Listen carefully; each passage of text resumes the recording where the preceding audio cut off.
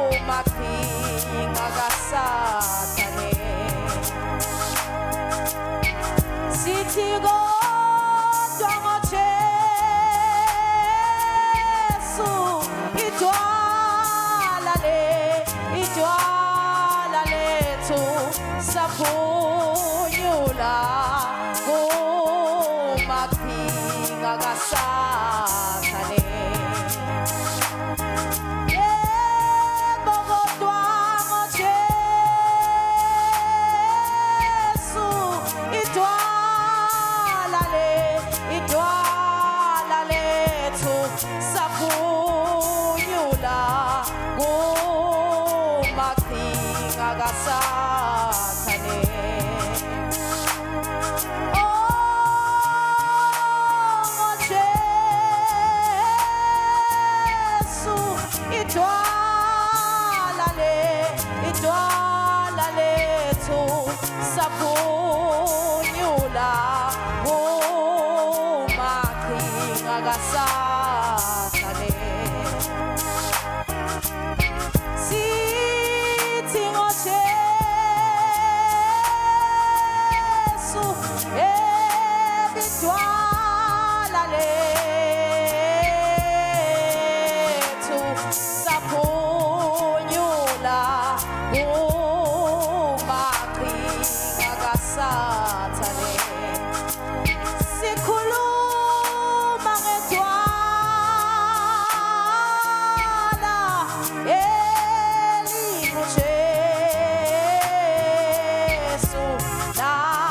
sikhulula kumaqhinga kaSathane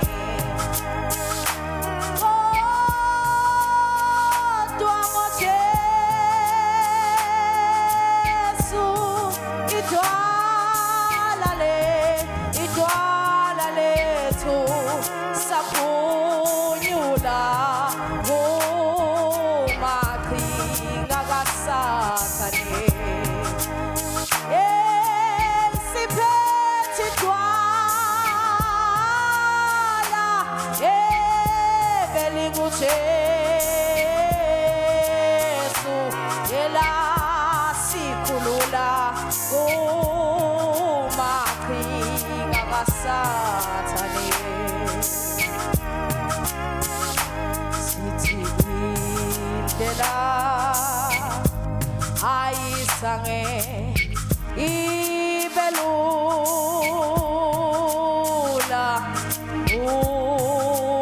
ukufika la sikhona namhlanje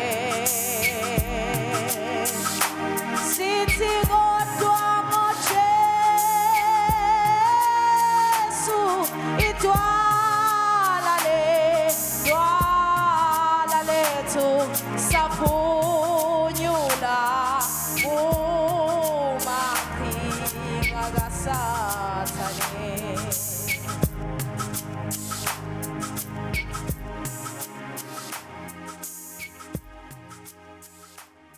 What a beautiful song, Mbukele Khaya. Isho njalo, it's indlela ayikabe yabalula. Sililoko is next to me, Mbukele Gelenza about dayixoxa yena ukuthi how she chose the song and what the song means to her. Sililoko siyabonga kakhulu ukuba nasi ehlelweni Gospel Impact.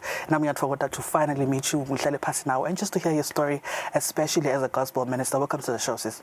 Thank you so much for the warm welcome, Mngoni. Yes, sis. Sililoko njengoba siphuma engomini yakho lemnanzi kakhulu ethi indlela ayikabe yabalula. The road was never easy. How did you choose the song? Lapho nalokuthi lengoma ithini kuwe when you're singing it? Okay, lengoma kahle kahle ikhuluma ngami nelihambo lwami lelendekile after ukuthi ngilahlekelwe ngogogo wami ngeminyaka lo 2022 iminyaka le yingcili. So akukake kwabalula kakhulu nakathi lo mhlabelela indlela ayikake yabalula ngifike la ngikhona khona kodwa ngaJesu lolichawe lethu yena lokwati kokushintsha tonke etimo lokwati kokushintsha yonke into noma ngakuthiwa bamvu bese bakhona mebathini but yena nasekafikile kuba nemehluko ngoba ufike ashintshe yonke into. So 2022 ngilahlekelwa ngogogo wami lebe kungifana empilweni yami libe kakhona nami ngikhuluma nje ukuthi I have a family ngibala ukuthi ngikhuluma ngagogo wami. So kuhamba kwagogo wami empilweni kwangilimata kakhulu ngoba kwafuna ukuthi ngithathe stand noma kwafuna ukuthi ngithathe iposition yokuthi sale ngidlala lenye irole ngingasayi enjoy irole yami yekuba ngumfana but sale ngikhula sale ngena nyalo kulenye ligumbi lebambu labangedulu kwami. Uyagula gogo wami la icala khona lendlela vele ukuthi seyicala lapho lokuthi no sekuyaqala letinkinga kunakagula ugula ngithanza kuthola umsebenzi ka South African Insurance nami ngisesejabulile ukuthi okay na kusengiyasebenza sengidawo khona kumjabulisa ngako konke lebe ngingakwenza umfana lebe kangakwendela umntalo wakhe nakathanza kusebenza. So kusendeka ke kanjalo ke wagula to a point ukuthi wahlala walala phasi angasakhona ukuhamba angasakhona ukukhuluma angasakhona kwena angasakhona ukubonana nawe. Ungumfana ke ukuthi kukulimata kanganani lokho kuhamba uyobona umntalo wakho but na ubuya phinza kushayela athi awudi kutomvakashela but wena ubwati ukuthi utile wethu kutomvakashela. So kwangilimata kakhulu wathi noma ahamba sekahamba emhlabeni kwaba khona lokwendeka lako sensisati ukuthi lilunga lemndeni nangabe kwendeka lihamba nakhona la emndenini kuba khona kungabonisani ngaliso linye ngathi khanza ke ngingilomfana lekuthiwa i-black sheep ngathi khanza sengingeva sengiseceleni ukhona make yes but wenza embili. So ngathi khanza sengingedfana sekude umvule ngidawubalekela kuye nakukhulunywa ngalelanga lemgcobo kwakuthiwa banvana kuyoba banvana belisondvo. So kwaba kuningi lokuba khona empilweni yami kwaba kuningi lokuba khona enhlitweni yami ngingumfana lokhulele esonveni. so kulokukhulela kwami esonweni benga press team kusukela ebuncaneni so bengihlabela uyati imfona ngabe wendiswa kuloko ukuthi umntali wakho nayo esonweni vele uyenda kude nale meaning ukuthi wendani you just doing it exactly you just doing it ukuthi respect nalomntali lo lokukhulisa ngoba nayo imvula kayithanza kweleyo so ezisikhathi ke sisahamba ngithi khanza sengisonzela kakhulu uNkulunkulu ngoba kube nalesikhala la empilweni yami kube nalesikhala lesikhulu lengakhoni kuzivala lena namuhla ngihlale ngithanaza uNkulunkulu ngithi Nkosi can you give me a mother ngona ngiunderstand ukuthi kude loyoze akhona ekuvala lesikhala lebekanaso migraine lo sowendlule emhlabeni so kuhamba kwesikhathi bekanemfana lebekahlala naye lo ngibhudu wami lolandzela mina ekhaya so kwafuna ngithathe nalomfana loya after the passing of my granny so kwafuna ngingeneke kule responsibility ukuthi sekufuna kube ngimtali kulomfana loyo amuhle uNkulunkulu emsebenzini bangipromote ngahamba ngedangatobuka ibranch yaseMbabane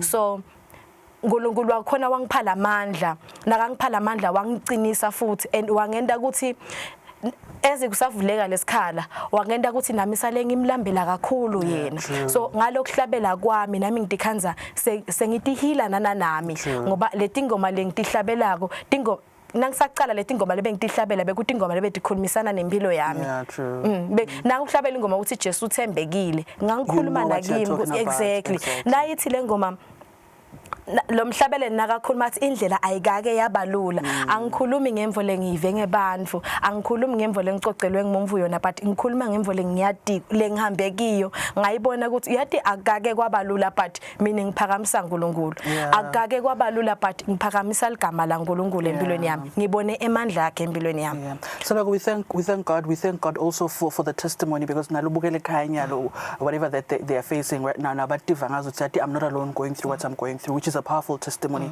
because it's isikhathi vele when you lose someone that you love uva ngazo ukuthi konke sekubheke eceleni but don't you think that as you are saying ukuthi everyone wasuka kuwe a lot of things happen in your family don't you think that and as much as it's said nawulahlekela ngilohambile but don't you think that's when God wanted you to renew the relationship you had with him because you were walking not because you wanted to you were just doing it for your parents kepha lesikhathi la uhanjela khona ngilapho khona nawe wadiva ukuthi I'm doing it because there's a gap that I'm trying to close liqiniso lithi ngihambe ngakubona nami lokho ukuthi ngalesi sikhathi uNkulunkulu uyakufaka esimeni ngoba afuna ukukusebenzisa lesinye isikhathi uNkulunkulu uyakwengcisa etimeni ngoba afuna ukukhombakalisha emandla akhe and ngalesi sikhathi uNkulunkulu uyakufaka elibishini ngoba afuna lokho ukuthi utokhona kuhamba utshela abantu ukuthi hey kuna naNkulunkulu nangilo wenda A B and C so nami ngivo ngathi kwakufanele ukuthi kwendeke kanje kwakufanele ukuthi ngisale ngibe ngedfana kwakufanele ukuthi ngenze konke lokho ngengcekile ukuze ukuthi kutokhona kusitakala nalabanye true uthi lo munye there's a reason for every season so there was a reason why you went through what you went through bukele so sithi seluleko uletha ubufakazi bakhe nje ukuthi uyamada uNkulunkulu umbonile undlulena etimeni ezinkulu etimeni ematima kakhulu God has never left her relatives left her but God was always with her and God is still with her now lapha ekhaya I don't know what you are facing right now ukhona uNkulunkulu it might look very dark it might look like you are alone but he is with you fear not God is with you kulobo mnyama lobo unawe uNkulunkulu mkhulu asifoketela na ingoma hlitawulandzela hlatshela ngoyiseleko wakashonga etsamdayitho kodela sohlala nengosi phakade naphakade siyosulwa izinyembezi thina sohlala nengosi phakade naphakade siyosulwa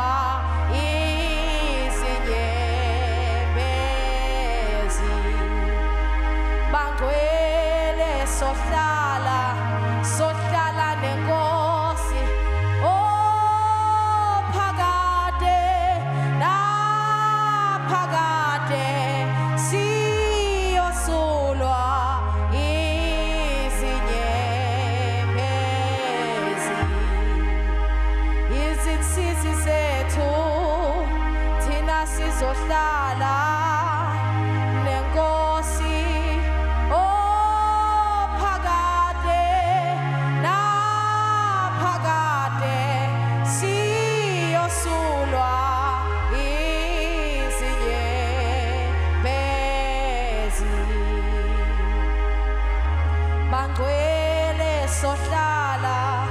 sohlala nenkosi oh phakade naphakade siyosulwa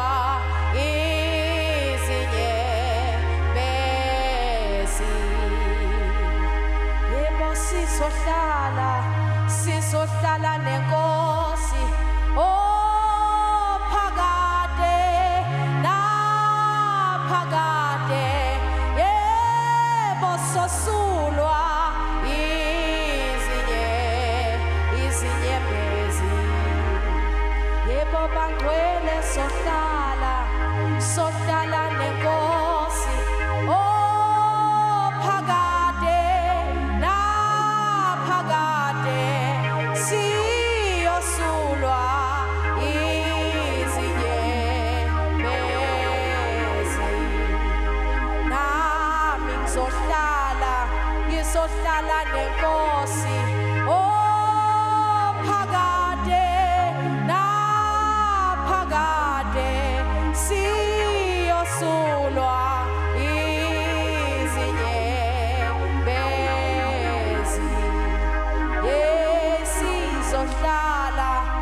sizohlala nenkosi oh phakade naphakade siyosulwa izinyembezi thina sohlala nenkosi phakade naphakade sizosulwa izinyembezi bangcwele sizohlala yebo sizohlala phakade naphakade sizosulwa izinyembezi yebo sohlala naye ubaba phakade naphakade siyosulwa izinyembezi thina sizohlala nenkosi phakade naphakade siyosulwa izinyembezi sizohlala yebo nenkosi phakade naphakade siyosulwa izinyembezi asihlaleni bangcwele sihlale nenkosi phakade naphakade siyosulwa izinyembezi wosani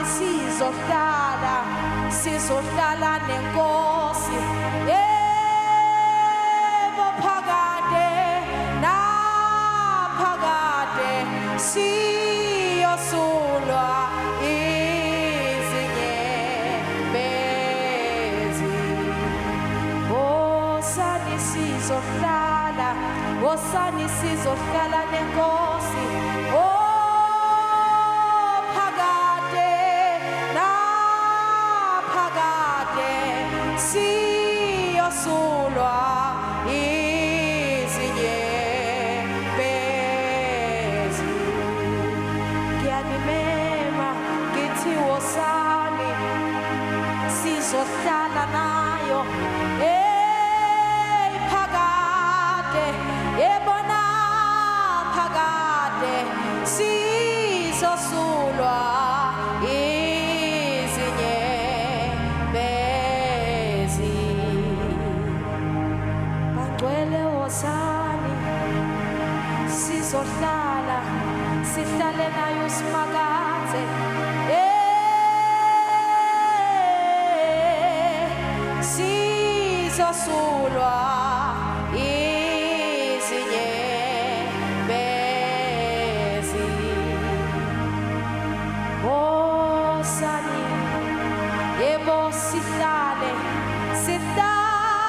nenkosi inkosi yamakhosi yebo sizosulwa.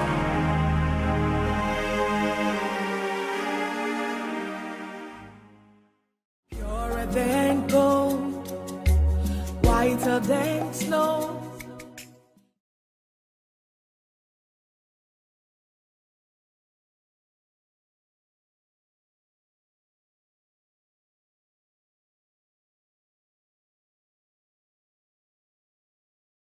Purer than gold, whiter than snow. Welcome back, Mbukeli. You're still watching Gospel Impact. Ngihleli naye Seluleko wakashonga namuhla. Mbukeli sharing her testimony ekuhambeni kwakhe naNkulunkulu. Kuthi umbonile uNkulunkulu ahamba naye timene timatima kakhulu. It has not been easy, but God has been there. God is faithful. Mbukeli ngihlale ngisho ngithi simo sami nesimo sakhe asishintshe ukuthi uNkulunkulu soluhlede esihlalweni. Whatever we go through, it does not change who he is. We need to praise God regardless. Seluleko, now that you are doing what you're doing, I know also there are challenges that you face. Usase gospel minister as a young person. What keeps you going? First of all, before you even get to that, mavi that has kept you during the 2022 lakbamba and they are breaking down. Ikunencwadi le pholakala ukuthi ihlabelelo 121 verse 1 uthi ngiphakamisela emehlo ami etinthabeni lusito lwami luvelaphi na luvela kusimakathe lo wendile lizulu nemhlaba. So nami bengiba nako lokho ukuthi whatever lekwendekalako angathi ukuthi ukhona uNkulunkulu, whatever what I'm going through angathi ukuthi ukhona uNkulunkulu lobonako and yena uthi bakha kabayekeleni if yena angekaza avumela inyawo lwami lishelele angangengcisa whatsoever lakafuna ngengcisa kona, but at the end of the day mina ngingumvana wakhe ngiwasimakathe mina. Very true. Yeah, because sometimes as you are saying my favorite verse, let's just we focus on the problem. Because when we take our eyes and fix them unto him, because then you look like there's nothing that you're going to do. I hope now you're going to take the words and also read them again. Fix your eyes unto God, not unto your problem, because the problem is there, but let's fix them unto God, to his promises. So now you're starting to sing now but now at some point say I'm bleeding regardless of the situation that you're facing, regardless of the challenges that you're facing. How was that for you? Okay, lokuhlala kakhulu kuNkulunkulu nako lengakusho kungahlali kakhulu phinze lokuhlala kakhulu uNkulunkulu nekugcila kakhulu la ku music, because nangikhuluma ngokuthi yebo udava bambe hey Nkosi yami yathi na uhlabela kuba khona lo kwendekala ko lampilweni yami ngayise isikhathi uyube sesowuthatha nawe ubuka lama video akho na uhlabela uthi khanze nawe sowukhala ukuthi inkosi ngimi lona enkosi ngimi lo sohlabela kanje ngimi lo bamfule sebakhuluma ngaye kanje ngabuthi bayathi ukuthi mina ngengcephe kuze ngifike la naNkulunkulu naye usuka sem-17 ngekwenda konke kona lokho kusuka sem-17 uNkulunkulu. So lokho ngibambile ngaze ngafika to this point where I am now.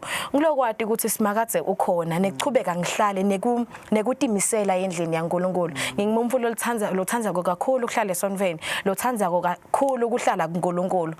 Whatever nakuthiwa nje kune something lekhona eSonveni, I make sure ngiba khona. Libandla lami la ngikhonda khona ngikhonda eNgcwengcweni Revival. It's RCCC Church ngaphasi kwa Reverend M Sibanze. Ngihlala la eMbabane eMsondosi. I travel every day to see ukuthi to show and see ukuthi lo Nkulunkulu ngimlangadelela kanganani. Akhona emasonvo maningi la eMbabane, but I chose and I decided ukuthi I'll stay committed to my church. Yeah. As a young person, as a gospel minister, because you must be a prayerful person, you must pray. But how important is the daily life, the daily relationship with God? The daily relationship with God, I'm 25 years ngide umvana ngingiseluleko nje ngiwakashongwe, so kube kuthiwa ngide ebudlelwane naNkulunkulu. I think ngabe diningi timvo because nakona le journey yami lengikhuluma ngayo ngicabanga ukuthi ngabe ngana nganatha ngabe ngabhema ngabe ngatibulala nekutibulala because to ease the pain because nangikhumbula and yangithatha 2 full years I not even 2023 and 2024 bengithina ngikhuluma ngayo lemvo ngangikhala enyembedi but now I thank God because now sengiyakhona ukukhuluma ngayo lemvo boldly and not crying kube kuthiwa ngifikela ngalesa sikhathi lesa maybe nyalo ngakhambe emathishu but now here I am bold God is working now sengiyakhona ukukhuluma and now sengakhona phinze ngitshela nalomnye umuntu ukuthi nakakhala ngesituation ekanje ukuthi baba the only person ongekaza kujabhise uNkulunkulu balekela kuNkulunkulu so kumqoka nangumuntu lomusha to make a relationship yakho naNkulunkulu because uyakhona ku overcome ama obstacles la ngalo wahlangabetana nawo and nawo usuke wathi awusabe lufo noma uhamba njengoba ngishide ukuthi ngangefana bekude ifamily member lebeyikhona eceleni my mom was there but naye wenze embili so I was expecting more from my family kule season ebengiyo but they were not there but kungabi khona kwabo khona lapho ke but uNkulunkulu was there and he was there and he did showed up and he showed up every day and nanyalo he's still showing up. Yes, I think me and you have a lot in common when it comes to this part, but I'm glad you came through because now I'm like, okay, this is normal. Because at first I thought, why is it happening to me? But now I feel like, it had to. But you are still watching Gospel Impacting. I start full lenge ingoma. Namnazi kakhulu live performance by Sililego Shoma. Do enjoy.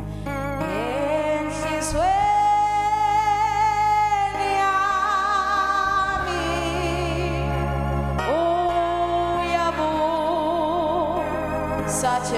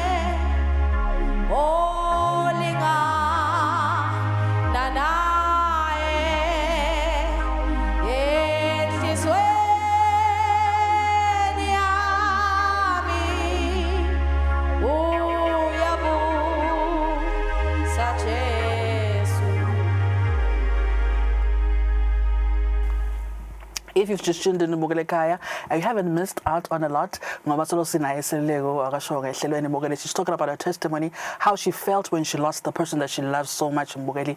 Lesikhathi you feel so discouraged uva ngathi usuwedvana. Lokuhle ukuthi utibuthe bese uyada ukuthi ukhona umhlengi wakho loNkulunkulu longashiyani longadelani sebakushiye bonke. He does not leave, he will never forsake you Mbogele. Unawe ngasonke isikhathi noma ngabe ubhekene nani, he is a faithful God. Asiqhubeke silale kuye Mbogele. Angkwadi as you're watching the show, probably still looking for a job sola utholi mhlambe ke ulahlekele ihlobo nebangani, you feel all alone. I just want to remind you ukuthi good umvulo yetfana ukhona uNkulunkulu. Fear not, God is with you. Akathi I will sometimes be with you, he is forever with you. Nanyalo kulombhedzi as you are sick, he is with you. Awusalumbida ngalolu mfunako. If you want him to be a healer, just say God please be a healer, because you said in your word by your stripes we are healed. Umethembe and trust the word. Uhlale endzaweni yakho.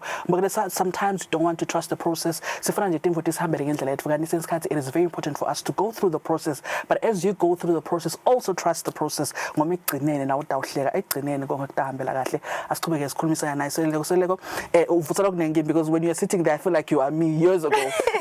But what's good about both of us is that we are both healed. We're not really completely healed, but kuba na uNkulunkulu kuba lula, because now I remember when I lost my dad 2021, I felt like it's the end of the road.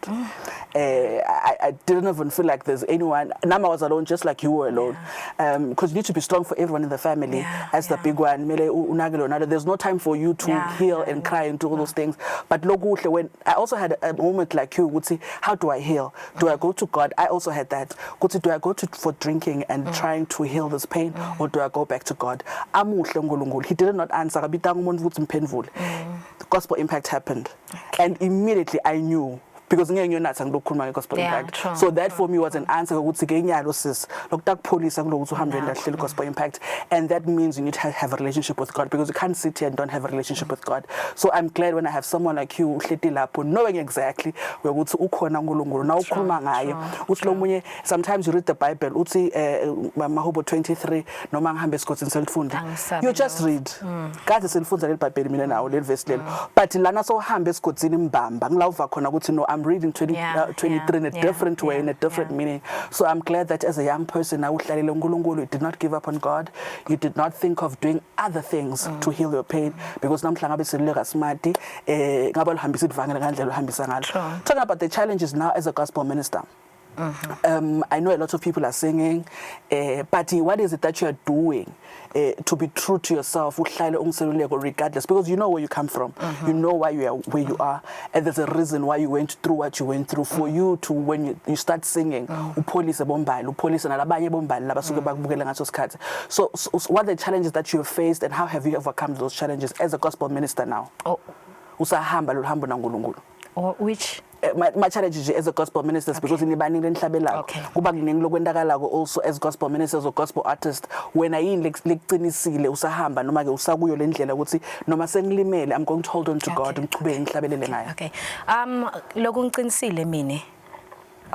To stick in my journey. Yeah. What the journey am because singaba baningi, but ekubeni baningi kwethu nawe uNkulunkulu nejeni yakho la akubitele yona lehlukile kuneyami nalomunye unejeni yakhe. So ngaso sonke isikhathi ngithi nangikhuluma naNkulunkulu ngithi Nkosi ngikhombe sizaphu sami sekuthi why ngibe khona la, ngitshele le purpose ukuthi yini purpose yami lelo ngilethele yona la, kuze ngingasathi khanzi sengihamba ngenta letinye itimvu noma sengingena layinini yalomunye umuntu. So lokungisitako to stick in my journey, because sometimes as a worshippers utawukhanza ukuthi uhosted wherever la hosted khona uhlangana nalo munye umuntu na uhlangana naloyo muntu lo, maybe that person ina akaketi lana ukuthi utekto hlabela ngoba utekto wenda lokufana lokwakho ukuthi nawe when are you there to heal people, but yena she or he is there for money, uyayibona emvolo, and nakafika lapha sekufika sekuba nabo competition nana, but always nangisuka mina endlini if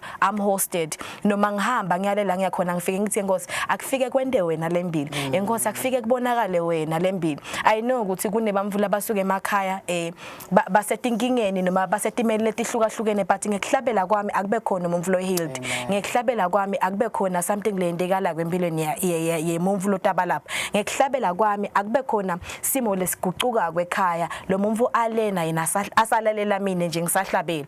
So lokungisitako mina ku overcome konke lokho ukuthi ngibukele journey yami naNkulunkulu ngingahawukeli letinye ngetimvo ngivele ngibuke le journey yami naNkulunkulu nangabe sengibona ukuthi okay sekunetimvo lesicala la ku sengasathi understand ngathi ukuthi nginayo imvula ngimbida nginaye ebabe mina lengimbidako and nginaye ebabe lengibreaka ngaye mina ukuthi hey mina ngingumfana Jesu mina ngingumfana Nkulu once ngambida once ngakhumbula noma once I remind myself ukuthi oja mina ngadalwa ngibani lo wathi yena wangidala ngamuphi umfanekiso so akunankinga lengivunga ngathi ngabe seseyakhona kuncoba mina so once ngakhona kutikhumbula ukuthi ngingibani kahle kahle mina so you need to know who you are especially in Christ. True, Amen. That's true, true. true. So when we are talking about imvumiso labanye seloko imvumiso bathi kuhlabelela nje kuphela but when I personally eseluleko ungachaza ukuthi when we are talking about worship what are we really talking about? Okay mina nangikhuluma ngemvumiso personally ngikhuluma yes kungaba kuhlabelela ukuthi naku uyahlabela but nalokwatana naNkulunkulu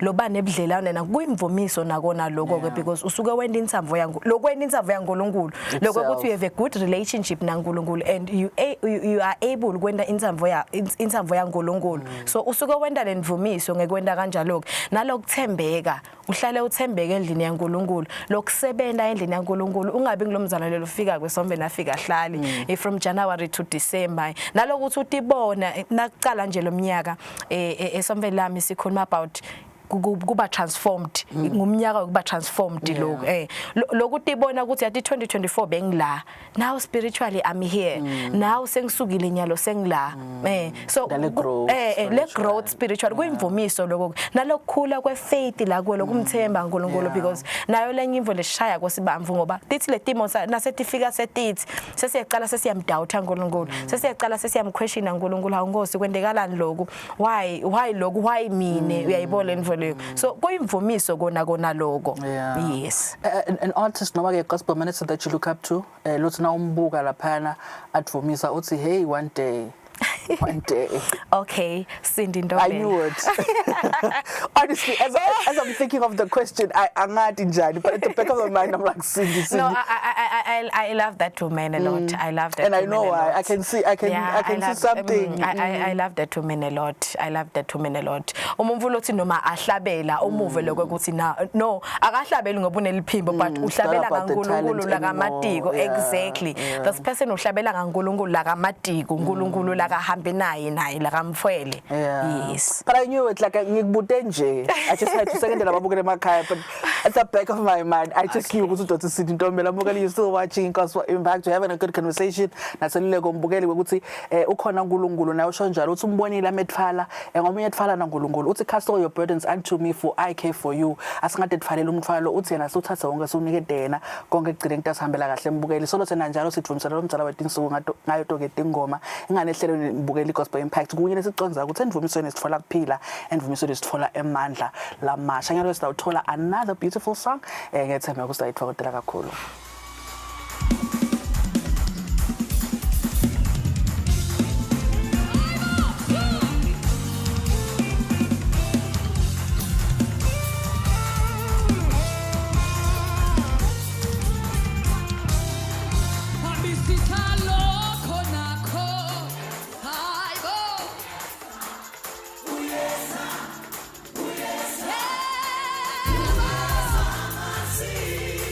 Hi,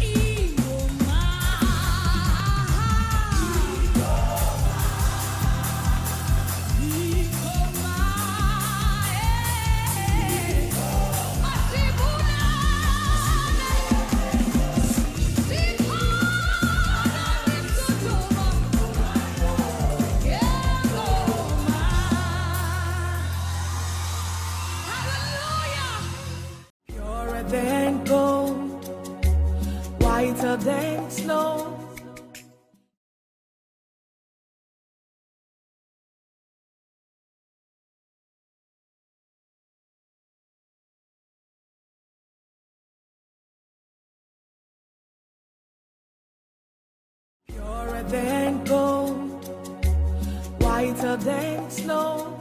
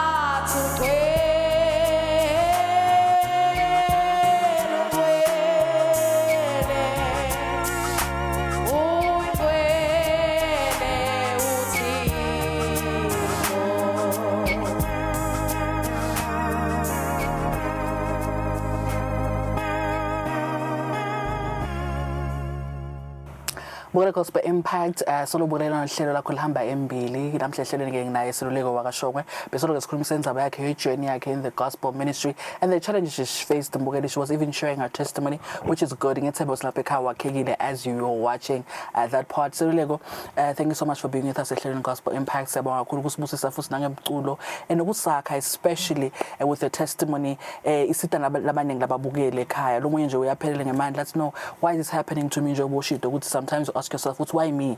Why not me? Thank you so much, Sisi. May God bless you as you continue ministering.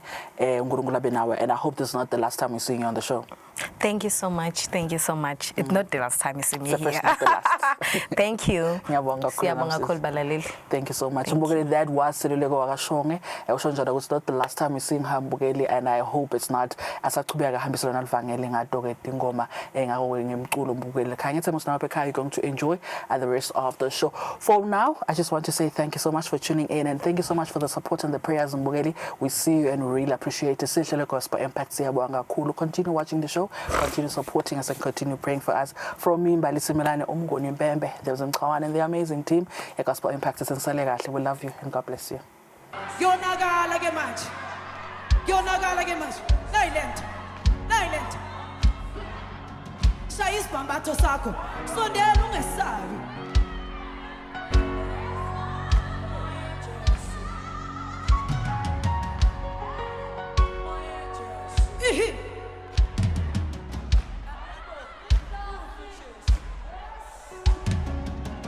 Osomandla uzuyigcina impilo yami.